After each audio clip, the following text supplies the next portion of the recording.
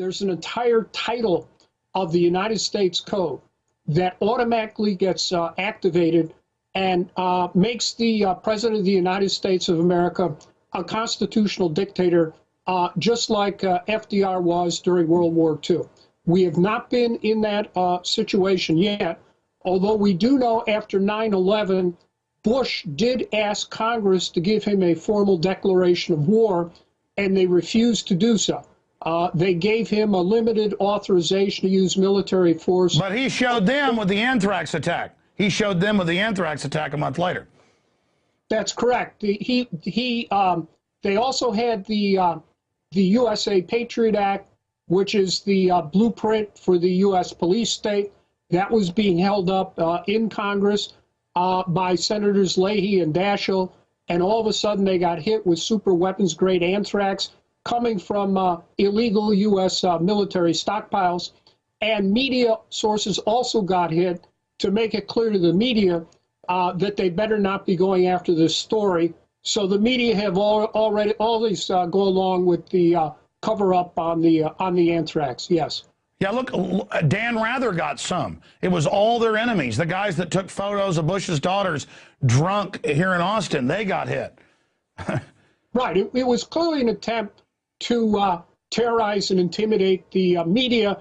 Not that they needed all that much intimidation to begin with, since they very rarely report the truth. Is there any way to defeat this premeditated constellation of evil? I guess the general public has to stop being naive and realize that we have no future if we don't stand up against this. But I'm afraid, Dr. Boyle, it's going to go the way of Germany. People are going to have see the empire, launch World War III, invade all these countries, and then either this empire of evil will succeed or it's going to implode, and then we're going to get invaded by the Chinese. I mean, and people say, oh, that'll never happen. Well, I mean, if World War III gets started, so there's nuclear war, I mean, my God, I can just feel the gates of hell opening up in front of us. Well, I'm afraid you're right. You know, if you read Huntington's Clash of Civilization, Huntington was ahead of me at Harvard. I went through the same program that produced that monster. And it does appear that the State Department the U.S. government has been following the blueprint set forth by Huntington in that article, later followed by a book. First take out the Arab and Muslim world, and then move on to China.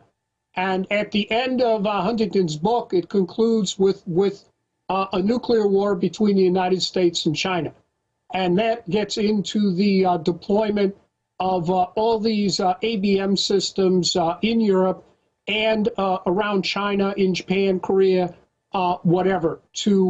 If we strike first, these ABM systems are designed to pick up whatever might be left that the Russians and the Chinese send back at us. And again, the Chinese president comes out and says, prepare for war with the U.S. I mean, our government is not moving all the nukes over there to play. I mean, it's insane. It is shocking to know America's been captured by evil, and that we now, Dr. Boyle, we are living in an aggressive, crazy empire that's got super weapons. I don't know.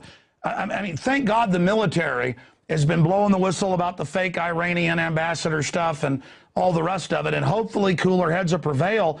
I mean, I've never been for a military coup because those are so dangerous, because you can get something just as bad, and I'm not endorsing that now, but I mean, you know, is there an Operation Valkyrie out there to stop this? Well, you can't, because it's not just a president. It's not Adolf Hitler. It's a whole crew of crooks in every position. How do you stop a cult of criminals that are power mad?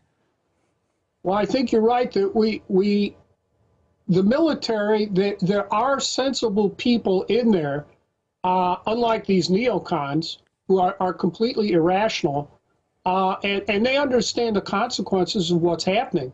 And we have to have more people, for example, like Admiral Fallon, who was head of U.S. Central Command and just publicly stated an attack on Iran was not going to happen on his watch.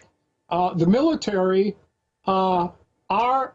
they take an oath to uphold the Constitution and laws of the United States of America, and they have an obligation under the Uniform Code of Military Justice to refuse to carry out illegal and unconstitutional orders. And I think obviously you can't really expect, people at the bottom of the pyramid there. But I would hope that, people near the top of the military just start making it clear they are not going to carry out these orders because they believe they're either illegal, unconstitutional, or fatally dangerous. That is one hope we have. Meanwhile, we citizens simply have to get organized. We still have our First Amendment rights. We need protests, demonstrations, civil resistance, organization in these elections, whatever can be done to head off this catastrophe. We are not the Weimar Republic. We're far from it. But it's clear we're moving in that direction. And I don't know how much time we have. I agree with you on that. Well, and the system knows once they've got a big war going, they can move us way past the Weimar Republic quickly. Right. Once they get a formal declaration of war, we've all had it. It'll be just like what happened to Japanese Americans in World War II, the Korematsu case. And the Korematsu case is still good law. It's never been overturned by the United States Supreme Court. And indeed, officials of the Bush Jr. administration publicly stated that Korematsu is still good law. And we know that FEMA has the internment camps ready to go. So all they need is a formal declaration of war, and that'll be it. Yeah, I saw a former CIA director on TV once say, just round up all Muslims, put them in camps in America. And that was a couple of years after 9/11. Well, and that was the plan that Attorney General Ed Meese had. They had a plan at the Department of Justice to do that, and they were setting up camps to do that. I didn't go see the camps myself, but I do know people I work with who went out and saw these camps in the late 1980s, and they are there. I believe they've now been taken over by FEMA. No, they have been. Yeah, that's Rex 84. Now, in closing, as you've already given us 35 minutes, Dr. Boyle, we really appreciate the time. I want to talk about some of your latest books and things that are available and tell folks the titles of those. Very, very scholarly, but also riveting reading because it is such veritas. Specifically, an example of what one guy can do, though. You did represent a major bloc of the Balkans and was able to stop the UN in the West from breaking up Bosnia-Herzegovina and causing a new giant civil war and ethnic cleansing. That's on the record. And so it's an insight into what one guy can do, standing up and being moral, but it's also an example of the type of behavior we see from the UN and others. So briefly, tell folks that story and then tell us about, of all the books you've written, what you think the most important reading is. Well, for our current situation here in America, I've written 2 books that I think could get people oriented, and that would be Tackling America's Toughest Questions, Clarity Press, and then the second, Protesting Power, War, Resistance, and Law. How to use law and the Constitution to oppose further warfare here by the United States government and a police state.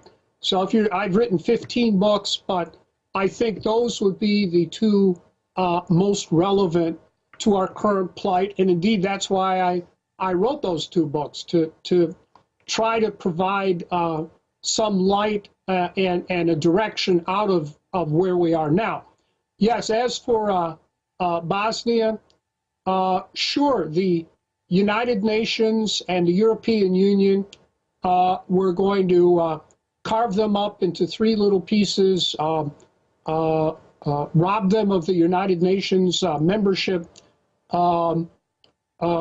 destroy them as a state, and subject 1.5 million to 2 million more Bosnians to ethnic cleansing. We already had 2 million Bosnians subjected to ethnic cleansing.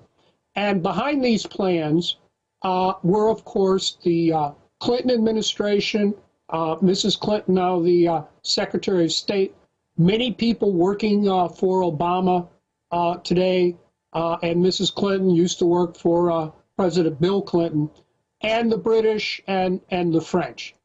They were and the Russians as well. But they were fully prepared to simply destroy this state and wipe out all of its people. And the UN bureaucracy, all their lawyers, went along with it. And so I could just say from my personal experience, I was Bosnia's ambassador to the World Court. I stopped this from happening. But the UN bureaucracy, bureaucrats, these people are completely rotten, corrupt, despicable, unprincipled, and fortunately mediocre. All their lawyers, politicians, diplomats are pretty mediocre people. But you certainly can't trust them. And number two, however, I think we have to understand, I know there's people who in good faith believe the UN is going to take us over or UN helicopters. The UN does what we tell them to do. If Mrs. Clinton calls up Ban Ki-moon, he hops to it and says jump, he says how high. And the same way with his predecessor, we got these people the jobs. So they use the UN as a cutout for what their agenda is, as they did on Libya, as they just tried to do on Syria, as they've tried to do on Iran. Sure. I mean, the imperial forces need this quasi-democratic thing that the Security Council really dictates. And of course, I mean, the military-industrial complex created it in '45 with all these promises at Presidio, based there in San Francisco. And I'm not saying the UN is going to take America over. It's that these imperial, globalist, corporate, fascist forces that created it are trying to transfer powers into it because it's their puppet to then come in, like take here at the local level and jack up taxes, to basically give it to, corporate entities like GE. And then, yes, then the UN takes the blame. But you're right, it's a total cutout. It's a cutout. And they're not going to give up power themselves. But they use the UN as a cutout. So I don't think, there are proxies, there are stooges, there are agents, and we have to look at them that way. The whole bureaucracy there at the UN, they simply can't be trusted. But the real decisions get made in Washington, London, Paris, Brussels for the UN. Yeah. In closing, if you notice, the generals, the colonels I talked to, the CIA people that were actually in combat in Vietnam, people that live in the real world, they're all against these wars, the drones, the police state, the NDAA. And a lot of these people, like you were saying, aren't completely moral or perfect or even good guys. They live in the real world. And so the entire military is against all these wars and where we're going. Kind of like the German military didn't want to go into Russia. Not that they were even good, it's just that they were living in the real world. Hitler wasn't. He hadn't actually been at a command level. He'd been low level in the trenches, but at least he was military to a certain extent. Now we have all these academics and people who understand statecraft, deception, manipulation, but they still don't understand the real nuts and bolts. And so you have the bureaucratic elite and the corporate owners who are becoming more and more detached from reality and who make 40-to-1 bets, like Corzine, trying to command a military and a huge system through their arrogance to launch something. And I know they're watching these shows, at least their minions are. They need to understand there's a reason the military's against this here and in Israel. There's a reason the British military's against it, because they're living in the real world. And it is so creepy. I mean, hundreds of years ago, the problem was the generals wanted wars because they'd be superstars, and the politicians had to hold them back. Now it's the other way around. The politicians are so crazy, they want to launch wars that are so huge and so dangerous, even the generals don't want a part of it. I mean, do you see what I'm saying? Yeah, I agree with what you're saying. I think that, the military is used by these elites. If you read Kissinger, he had nothing but contempt for them, for the generals and the rest of them. He couldn't care less. And I think that's true for the elites, Mrs. Clinton, all the rest of them. Their children, their husbands, they don't serve in the military.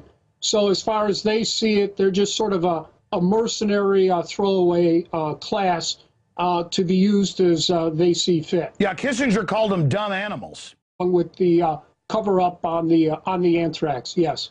Yeah, look, Dan Rather got some. It was all their enemies. The guys that took photos of Bush's daughters drunk here in Austin, they got hit.